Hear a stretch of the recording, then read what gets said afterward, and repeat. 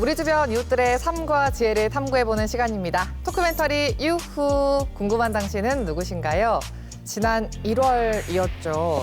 아버지를 살해했다라는 혐의로 무기징역을 선고받았던 김신혜 씨가 재심 끝에 무죄를 선고받았습니다. 사건이 발생한 지 25년 만인데요. 억울한 피해자 김신혜 씨의 진실을 밝히기 위해서 묵묵히 힘써오신 분이 있습니다. 우리 지역의 인재이자 또 재심 전문 변호사인 박준영 변호사와 오늘 함께합니다. 어서 오세요. 네, 반갑습니다. 네, 반갑습니다. 1999년 전북 삼례 나라슈퍼에 강도가 들어 주인 할머니가 숨졌습니다. 40대 택시기사 피살 사건.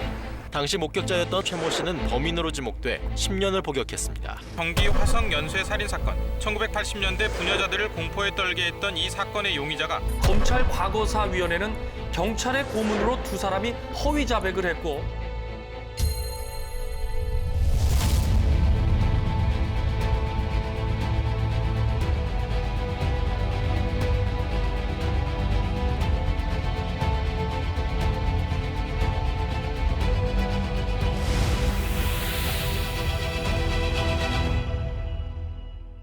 김신혜 씨 사건 이야기를 해야 될 것 같아요. 네, 예. 최근에 이제 무죄 판결이 났죠. 정말 만감이 교차하셨을 것 같은데 어떠셨어요? 먼저 안타까운 감정이 먼저 듭니다. 제가 변호했던 사건들 중에서 가장 오랫동안 복역한 사건이거든요. 25년 가까이 복역했죠. 복역한 시간만큼 고통도 컸을 겁니다. 그리고 미안하고 아쉬운 감정도 사실 있습니다. 2014년 여름에 사건을 처음 알게 됐고 이듬해 2015년 1월에 재심을 청구했는데 10년 가까이 걸렸거든요. 우여곡절이 있긴 했습니다. 하지만 재심을 청구할 당시에 좀 더 치밀하고 정교하게 변호를 했다면 어땠을까라는 그런 생각이 들기도 해요. 그리고 또 한편으로는 보람도 있죠. 억울하신 분들이 참 많은데 그분들에게 이 사건이 희망으로 다가오겠다라는 생각도 하고요. 이 사건이 진실과 어떤 정이 살아있다라는 그런 기대와 희망을 갖게 만드는 또 사건으로 또 자리매김하겠다라는 그런 생각하면 보람도 있습니다. 말씀하신 것처럼 또 오랜 기간 예. 그곳에 계셨기 때문에 예. 또 치유한 데는 오랜 시간이 필요하실 것 같아요. 예. 지금 이렇게 많이 힘들어하고 계시죠? 현재 상황은 그 동생이 그 옥바라지를 했습니다. 25년 가까이 옥바라지를 했고요. 그리고 출소 후에도 누나와 함께 생활하면서 누나의 회복을 지금 돕고 있는 상황입니다. 그런데 곁에서 지켜보는 제 입장에서 안타까운 부분은 뭐냐면은 누나도 회복이 필요하지만 동생도 마찬가지로 위로와 회복이 필요한 상황인데 그래서 공동체가 좀 적극적으로 나서주고 지원해줬으면 좋겠다라는 그런 바람이 있습니다. 김신혜 씨의 가정에 하루빨리 좀 평안이 찾아오기를 다시 한번 또 기대를 네. 해보고 네. 사실 이 김신혜 씨 사건이 일어난 게 2000년이잖아요. 예, 예. 워낙 오래된 사건이고 또 대법원에서 무기징역이 선고가 된 사건이라서 네. 재심으로 뒤집는다는 게 정말 어려웠을 것 같거든요. 네, 어떻게 예. 처음에 이 사건 맡게 되셨어요? SBS 그것이 알고 싶다에서 2014년 여름에 이 사건을 다뤘거든요. 그때 이제 그것이 알고 싶다 제작진의 부탁을 받고 청주 여자 교도소를 찾게 됐죠. 거기서 이제 김신혜 씨를 봤습니다. 이 여성은 교도소에 수감된 이래로 지금까지 자신의 무죄를 일관되게 주장하고 있습니다. 자신은 아버지를 살해하지 않았고 무리한 수사로 인해 억울한 누명을 썼다는 겁니다.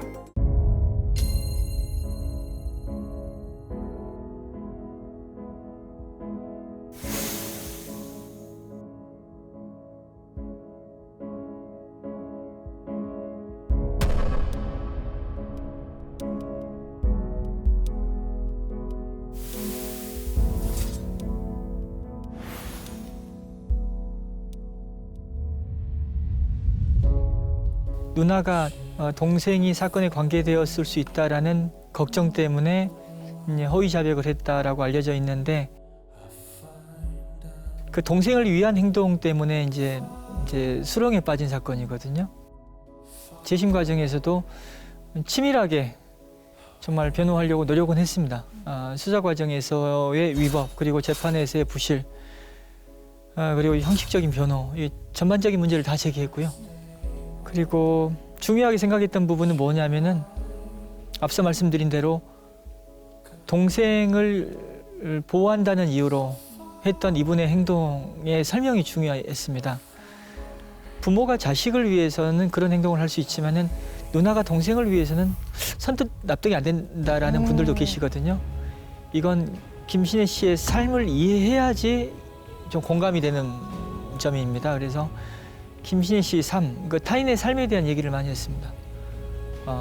그리고 아버지의 성추행이 이 범행 동기로 알려져 있는데 막내 그것도 동생. 조작된 동기라는 게 저희가 반드시 밝혀야 될 부분이었습니다. 왜냐하면은 김신혜 씨가 무죄를 받는 것도 중요하지만 그 성추행, 그 고인의 그 명예회복도 필요한 부분이거든요. 그래서 재심 과정에서 그런 부분에 대해서 많이 좀 중심을 그런 부분에 대한 해명을 하려고 노력했고요. 또 재심 과정에서 또 받아들여졌습니다. 재심 판결문에도 성추행은 그 의심스럽다라는 판단이 있었고요. 그리고 또 누나가 동생을 보호하기 위해서 그런 어떤 행동을 했을 수 있다. 그런 어떤 인정을 또 받았어 다행이라고 저는 생각합니다. 참 안타까웠던 게 2015년에 이제 재심 결정이 났는데 재판이 계속 미뤄졌더라고요. 네, 재판이 계속 미뤄졌습니다. 미뤄지는 순간들마다 김신혜 씨가 느꼈을 그 참담함, 고통은 엄청났을 것 같은데 그래서 제가 듣기로는 중간에 이제 변호사님을 또 해임하셨다 이런 이야기도 있더라고요. 일단 재심 확정 자체가 2018년에 대법원에서 확정을 하거든요. 재심 개시 결정은 2015년에 있었는데 확정까지 또 시간이 꽤 걸렸죠. 재판이 길어진 이유는 김신혜 씨의 재판 불출석 그리고 변호사의 해임도 큰 이유 중에 하나인데요. 그런 어떤 해임과 불출석을 저는 김신혜 씨의 책임으로만 얘기하기는 어렵다고 생각합니다. 김신혜 씨 입장에서는 변호인이 준비가 부족했다. 그리고 능력이 좀 부족해 보인다라는 느낌도 받았을 것 같아요. 변호사님. 예, 저뿐만 아니라 다른 변호사님들도 해임 당하신 분들 그리고 취소된 국선 변호인들 그런 분들이 이 본인 사건을 본인의 운명이 걸린 사건을 제대로 변호할 준비가 되어 있지 않다라는 생각을 하셨던 것 같아요. 그런 부분이 이제 취소나 해임으로 이어졌다고 생각합니다. 그리고 그게 항의 수단이었다고 생각해요. 반발 항의 수단이 불출석과 해임이었다고 생각합니다. 저는 좀 이제 이번에 이 사건 보면서 힘들었던 게 김신혜 씨가 그런 말씀하시더라고요. 예. 그냥 나도 동등한 인격이 있는 대한민국 국민이라는 걸 확인받고 싶었다. 맞습니다. 가난하고 많이 배우지 못하고 장애가 있거나 또 국적을 달리하거나 여러 가지 어떤 차별 요인들은 곳곳에 널려 있습니다. 김신혜 씨 같은 경우에는 가난했잖아요. 그리고 또 아버지가 또 장애가 있었고 또 수사 과정에서 반인권적인 수사가 또 있었고 그 반인권적인 수사, 강압 수사가 있었던 데에는 김신혜 씨가 약자였기 때문이라고 저는 생각합니다. 그 당시에. 그렇기 때문에 그분 입장에서는 보호가 필요했고 도움이 필요했는데 그런 도움과 보호를 받지 못한 상태에서 또 반인권적인 수사를 받다 보니까 나는 인권이 있는 건지 나도 대한민국 국민인지 확인해달라는 얘기가 그래서 나오는 거죠. 최근에 이제 김신혜 씨 사건 관련해서 검찰이 항소를 있죠. 했더라고요. 예. 저는 바뀔 가능성 없다고 생각합니다. 바뀔 가능성 없고요. 사실 검사의 항소가 불편하기도 하고 또 화도 나기도 하지만 검사는 저희랑 목적과 방향을 달리하는 주장을 하죠. 서로. 근데 그런 공방 과정에서 저희의 논리는 더 탄탄해집니다. 무죄 증거도 더 수집하게 되고요. 그래서 2심 판결문은 1심 판결문에 더해서 김신혜 씨의 억울함을 얘기할 겁니다.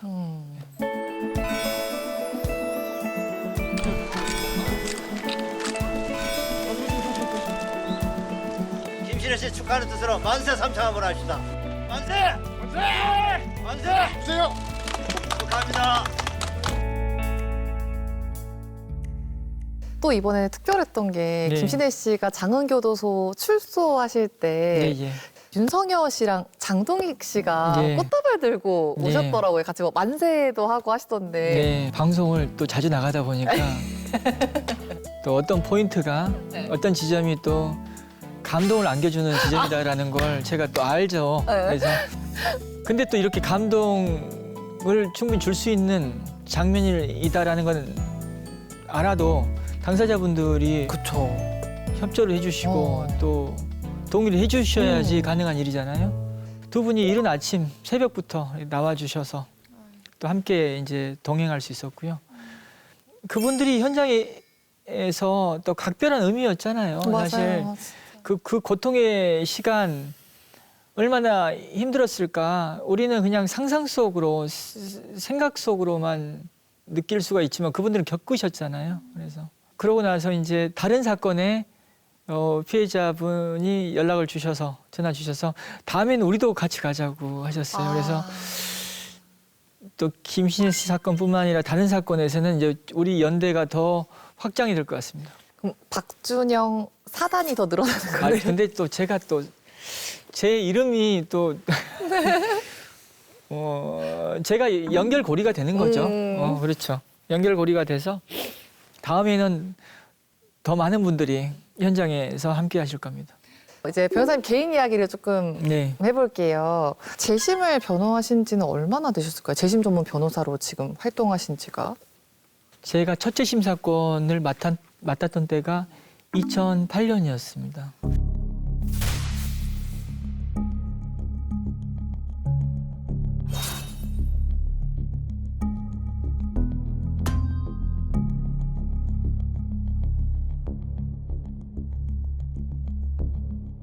지난해 일어난 노숙소녀 살해 사건의 용의자들이 추가로 잡혔습니다. 그런데 이들 역시 집을 나가 거리에서 생활하던 노숙 10대 청소년들이었습니다.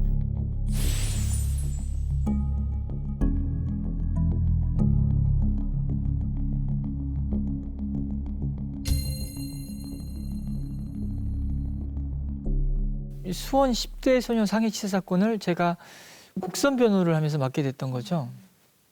그 사건을 맡아서 이제 진행하는 과정에서 그때 공부를 많이 했습니다.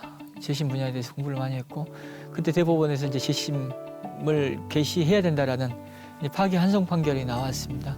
그래서 이제 재심 분야에 대해서 이제 관심도 갖고 공부를 하고 또 선거가 나오니까 또 이제 비슷한 사건들이 계속 들어왔고 또 이제 돈을 안 받고 있던 이유는 돈을 받을 수 없는 일이었습니다. 왜냐면은 그분들이 이제 가난 때문에 또 돈을 줄 수 있는 형편이 안 되는데 뭐 돈을 받고 진행할 수도 없었고 그것도 이제 무료로 변론을 하게 되신 데는 아버님과 관련된 일도 있었다라고 예. 들었는데. 저희 아버님 이제 사고로 돌아가시고 나서 이제 그 의료 사고라고 저는 생각했고요. 그 당시에. 그래서 그런 부분 그리고 또 시골 섬에서 그렇게 그 사고가 발생했을 때 제때 치료받지 못하는 어떤 그 섬 지역에 낙후된 어떤 이런 의료 행정 문제도 좀 다퉈보고 싶었습니다. 법적으로. 그래서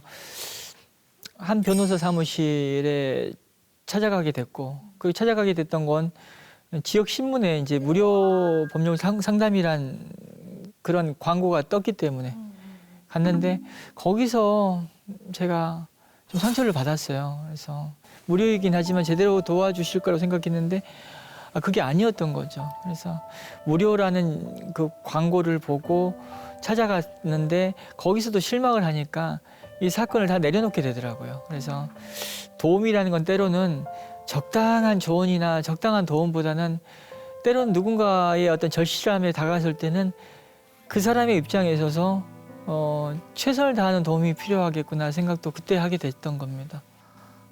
이야기를 이렇게 쭉 들어보니까 예. 네, 변호사님의 네. 약자였던 그 시절에 겪었던 경험들이 예. 지금 어쨌건 피해자들 또 약자들을 돕는데 큰 영향을 준 것 같다는 생각이 드네요. 과거에 저의 어떤 아픈 경험, 약자였던 시절의 어떤 경험들이 지금 이 재심 사건을 하는 데 있어서 큰 어떤 저력이나 동력이 되고 있는 것 같긴 해요.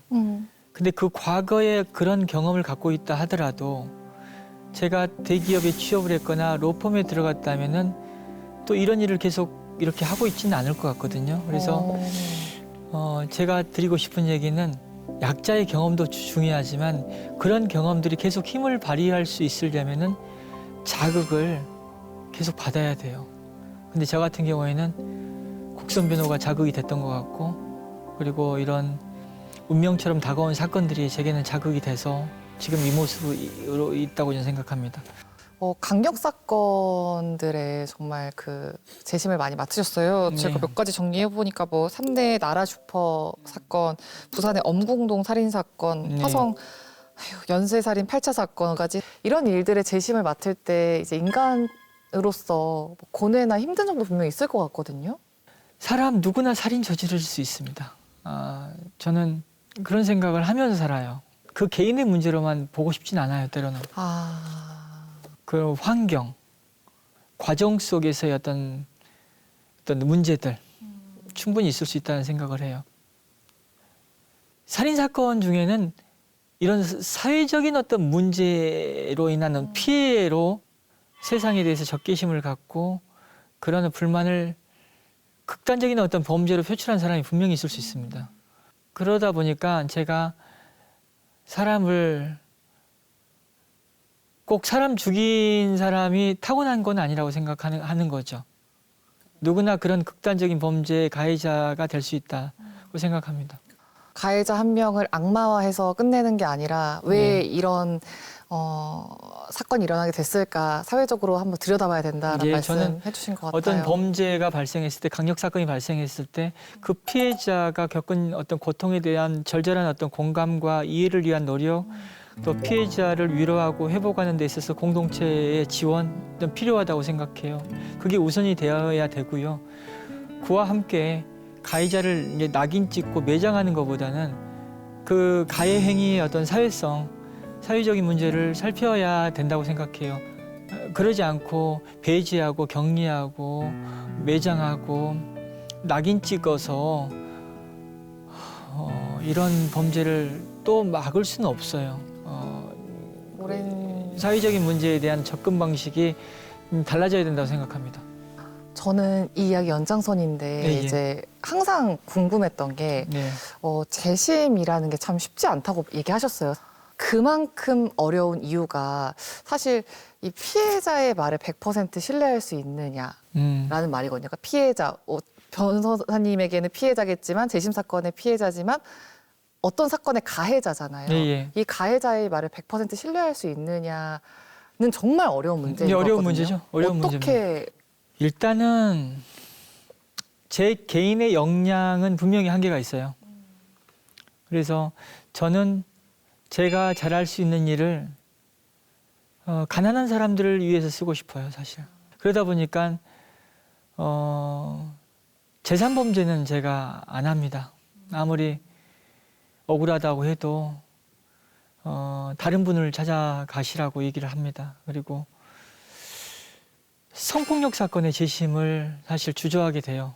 왜냐면은 억울한 일이 분명히 있을 수 있긴 하지만 맡아서 진행하는 과정에서 어쨌든 법원에서 피해자로 확정한 분의 이게 또 2차 가해를 하는 어떤 문제가 또 생길 수 있어서 나서지 못하는 사건들이 성폭력 사건은 꽤 많고요. 근데 이런 건 제가 옳다라고 생각은 하지 않습니다. 성폭력 사건도 억울한 사건이 있다면은 맡아야 되는데 지금 사회적인 어떤 분위기로는 쉽지는 않습니다. 그래서 이제 이런 살인 사건, 이런 강력 사건을 제가 해야 되는 재심 사건으로 저는 생각을 하고 있고요. 이런 사건을 맡아서 할 때는 그것이 알고 싶다고 함께 할 때가 많아요. 그래서 그것이 알고 싶다 팀하고 함께 교차 검증을 합니다. 그리고 또 억울함을 주장한 기간이 얼마가 되는지도 살펴봅니다. 억울하지 않은데도 불구하고 억울하다는 주장을 길게 한다라는 게 쉽지 않아요. 예. 이 또한 시간과 비용이 드는 일이거든요. 그래서 뭔가 억울한 지점이 있겠다고 생각하고 바라봅니다. 그래서 변호사님들 나오면 보통 이제 수입료 많이 궁금해하시고 예. 많이 버시는지도 많이 궁금해하시고 연봉도 많이 궁금해하시잖아요. 네. 그런 질문 혹시 많이 받으시나요? 이제 감동 전략으로 돈을 안 받고 있었는데 이제 바뀌었어요, 사실. 그래서 잘 됐을 때는 주시는 돈은 받는 걸로 바뀌었습니다. 그렇군요. 그래서 지금 진행 중인 이런 여러 재심 사건은 기대도 해요, 사실. 물론 김신혜 씨 사건을 제가 기대하면서 했던 건 아닙니다. 근데 다른 3대 사건, 진도 저수지 추락 사건은 지금 사건 당사자들 그리고 가족분들이 잘 됐을 때 드리겠다, 주겠다라는 말씀을 하셔요. 그래서 잘 됐을 때는 연봉이 늘 것 같아요. 사실 이거 받는 게 너무 당연한 거고 네. 그래도 그래야 이제 변호사님도 집에서 면목을 근데 좀 쓰시죠. 예, 받는 게 당연하다라는 생각을 사실 한동안 안 했습니다. 왜냐면은 제가 사실 2016년에 많은 시민들의 도움을 받았거든요. 사회적인 어떤 도움을 크게 받았는데 그러다 보니까 나는 그 빚을 졌다라는 생각을 좀 자주 합니다. 그래서 이런 사건을 통해서 그렇게 갚아 나가야 된다는 생각을 했고요. 그리고 또 이렇게 좋은 어떤 억울한 분들 누명을 벗기는 일을 하는 어떤 좋은 이미지로 알려지다 보니까 이런 방송도 할 수 있는 거고 또 강연도 할 수 있는 거고 그런 어떤 형태로 그런 방식으로 제가 이렇게 제가 했던 일에 어떤 보수를 받고 있는 것 아닌가라는 생각도 사실 하고 있죠. 근데 이제 얘가 셋이다 보니까 그러니까요. 그러다 보니까 이제 맨날 아빠는 뭐 사건 맡고 TV에 나오고 강연도 많이 한다고 하는데 집에서는 볼 수가 없으니까. 얘가 셋이다 보니까 새 키우는 게 만만치 않아요. 그래서 그렇죠. 경제적인 문제가 저한테는 또 굉장히 현실입니다. 예. 집에서는 어떤 남편이세요? 어떤 아빠시고? 제가 많이 인간적이다는 얘기 많이 들어요. 우와. 밖에서도 인간적이다. 집에서도 가끔 이제 많이 줄긴 했지만 이 인간 저 인간 아주 가끔 많이 줄었죠. 집 안과 밖에서의 같은 인간이지만 좀 다른 근데 뭐 안팎으로 크게 다르지 않는 인간이라고 생각합니다. 인간적이시네요. 근데 저만 듣는 것 같진 않아요. 많이들 들으실 거예요. 네, 많이 듣습니다. 앞으로 이제 바로잡으셔야 할 지연된 정의들 네. 몇 개 있을까요? 순천 청산가리 막걸리 사건 재심 확정돼서 지금 진행 중에 있고요. 진도 저수지 추락 사건도 지금 재심이 진행 중에 있습니다. 그리고 준비 중인 사건이 10여 건 됩니다. 준비 중인 사건 중에는 외국인 재심 사건이 있습니다. 우리가 가난했을 때 잘 사는 나라에 가가지고 얼마나 많은 차별을 겪었습니까? 근데 저희가 이제 잘 사는 나라로 이제 알려져 있고 이제 경제적으로 어려운 나라에서 저희 나라에 와서 또 힘들게 일하고 계시는 분들 이런 분들 중에서 억울한 일 있거든요. 그런 분들 재심에 관심을 갖고 있고 놀지 않고 시간 아껴가면서 너무 지연되지 않게끔 정의 실현이 지연되지 않게끔 노력하겠습니다.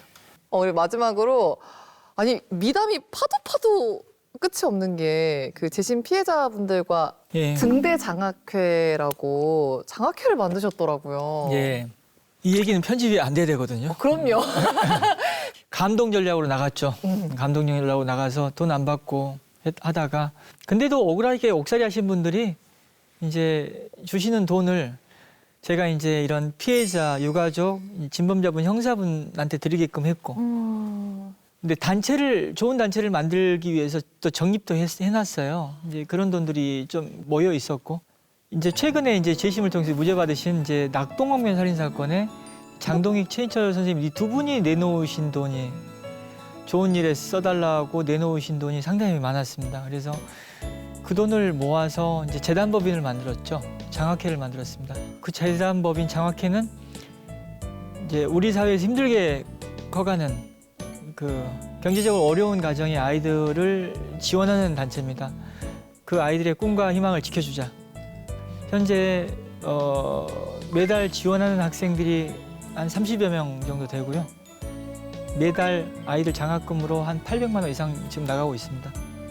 근데 이렇게 장학금을 줄 수 있는 데에는 저희가 이렇게 좋은 단체를 만들었다라는 어떤 그런 취지에 공감하면서 후원해 주시는 시민들이 꽤 있습니다. 그분들의 후원을 받아가지고 그 아이들을 지원하고 있습니다. 후원이 느는 만큼 우리가 지원하는 아이들도 늘어날 겁니다. 그래서 방송을 보시고 포털 사이트 들어가서 등대장학회 꼭 검색을 하시면 변호사님 눈이 반짝이시는데요, 지금. 또 카메라에 집중하고 있습니다. 검색하셔서 후원해 주셨으면 좋겠습니다. 후원해 주시면 정직하게 양심껏 그 목적 사업 힘든 아이들을 위해서 쓰일 겁니다. 변호사님 그런 얘기 하셨더라고요. 그 가난한 아이들이 그 경험을 갖고 잘 자라게 우리가 도와주면 네. 자신과 같은 경험을 가진 아이들에게 도움을 베풀 수 있다. 그런 아이로 자랄 수 있다. 가난한 시절을 잘 지나가면 안정을 찾고 그냥 거기서 머무는 게 아니라 닮아 있는 사람을 살필 겁니다. 그래서 이 장학회를 잘 운영하고 싶은 이유는 이 아이들이 성장해서 또 닮은 사람들을 챙겨줄 것이다라는 그런 믿음도 있습니다.